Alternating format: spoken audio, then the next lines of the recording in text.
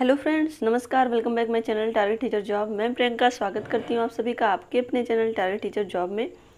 दोस्तों, आज हम बीएड प्रथम वर्ष प्रथम प्रश्न पत्र ज्ञान और पाठ्यक्रम के विषय में पढ़ेंगे और ये है आपका लेक्चर नंबर 33। तो चलिए देखते हैं। क्वेश्चन है, प्रयोजनवाद के बुनियादी दार्शनिक विचार पर टिप्पणी लिखनी है।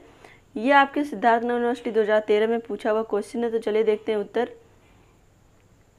प्रयोजनवाद पाश्चात्य दर्शन की वह विचारधारा है जो मनुष्य के केवल व्यवहारिक पक्ष पर विचार करती है और इस दृष्टि से यह मानवतावादी दर्शन की कोटि में आता है।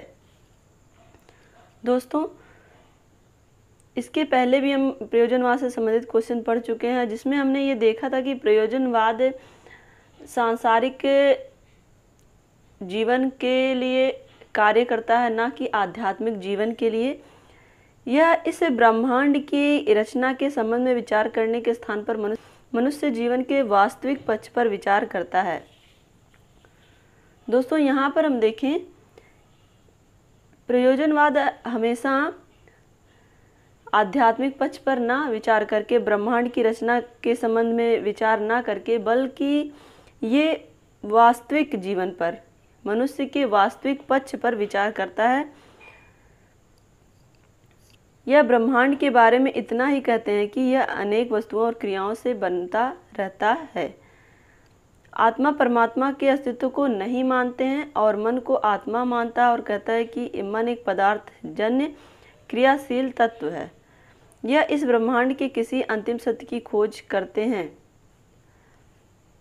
ये प्रत्यक्ष को ही सत्य मानते हैं। तो दोस्तों, यहाँ पर हम बात करें, जो दिखता है वही सत्य है। यहाँ पर आध्यात्मिकता से कोई संबंध नहीं होता है और मानव जीवन के लिए हमेशा नए नए तरीकों या नए नए वास्तविक चीज़ों पर खोज करते हुए शिक्षा की इसी पद्धति को अपनाने की कोशिश करती है। यहाँ पर हम देखें तो प्रयोजनवाद में परंपरागत शिक्षा पर भी नहीं ध्यान दिया जाता, प्रयोजनवाद में परिवर्तनशील शिक्षा पर ध्यान दिया जाता है।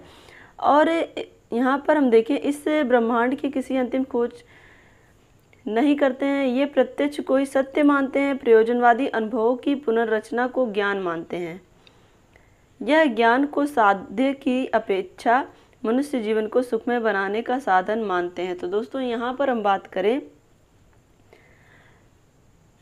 ज्ञान को एक साध्य की अपेक्षा मनुष्य जीवन को सुखमय बनाने का एक साधन मानते हैं। और साथ ही यहाँ पर हम देखें तो अनुभव के आधार पर जो भी पुनर्रचना होती है, एक तरह से पुराने अनुभव के आधार पर ही नए ज्ञान को सृजित करने की यहाँ पे बात कही जा रही है। इनके अनुसार ज्ञान ही प्राप्ति सामाजिक क्रियाओं में भाग लेने स्वयं प्राप्त होती है। कर्मेंद्रियों और ज्ञानेंद्रियों को ये ज्ञान का आधार था। बुद्धि को ज्ञान का नियंत्रक और सामाजिक क्रियाओं का ज्ञान प्राप्त करने का माध्यम मानते हैं। तो दोस्तों, यहाँ पर हम बात करें तो किस तरह से सामाजिक क्रियाओं को एक माध्यम मानते हैं। सामाजिक क्रियाओं के माध्यम से ज्ञान प्राप्त किया जा सकता है और ये किसी पूर्व निश्चित सत्य आदर्श मूल्य में विश्वास नहीं करते हैं। इसलिए ये मनुष्य के लिए कोई निश्चित आचार संहिता नहीं बनाते हैं। इनका स्पष्टीकरण है कि मनुष्य जीवन में निरंतर परिवर्तन होता रहता है, इसलिए उनके आचरण का निश्चित नहीं किया जा सकता है। तो दोस्तों, यहाँ पर हम बात करें, जो मानव जीवन है वो हमेशा परिवर्तनशील रहता है, इसलिए कोई निश्चित आचरण भी नहीं रखा जा सकता है। और यही रीजन है कि शिक्षा में भी ये परंपरागत शिक्षा को नहीं मानते हैं, क्योंकि परंपरागत शिक्षा जो कि प्राचीन परंपराओं पर निर्भर है, जबकि जो जीवन है वो परिवर्तनशील है। तो शिक्षा, समाज, सब कुछ परिवर्तनशील है, तो शिक्षा भी परिवर्तनशील ही होनी चाहिए। ये इस तरह से इन्हें मानते हैं। उनमें तो वह शक्ति होनी चाहिए जो वह बदलते हुए पर्यावरण से समायोजन कर सके। और ये बच्चों में केवल सामाजिक कुशलता का विकास करना चाहते हैं।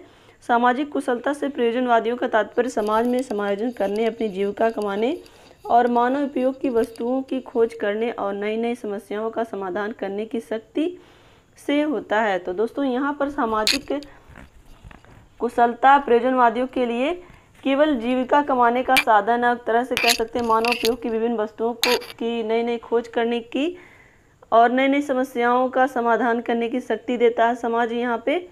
और यह संसार के प्रत्येक वस्तु को विभिन्न क्रियाओं का परिणाम मानते हैं।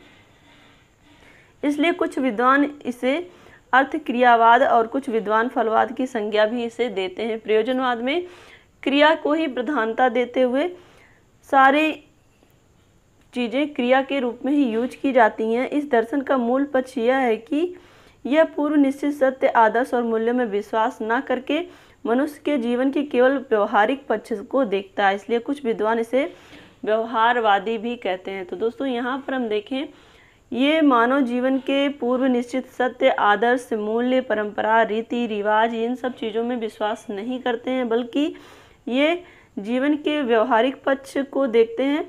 तो इसलिए कुछ विद्वान इसे क्या कहते हैं, व्यवहारवादी भी कहते हैं। तो दोस्तों आज के लिए बस इतना ही। अगर ये वीडियो आपको अच्छी लगी तो एक लाइक करिएगा, अपने दोस्तों के साथ शेयर करिएगा, और अगर चैनल पर नए हैं तो प्लीज़ चैनल को सब्सक्राइब करके बेल आइकन बटन को प्रेस कर लीजिएगा, जिससे हमारे सभी वीडियोज़ की नोटिफिकेशन आपको मिल सके। आज के लिए बस इतना ही। हमसे जुड़ने के लिए थैंक यू सो मच। जय हिंद।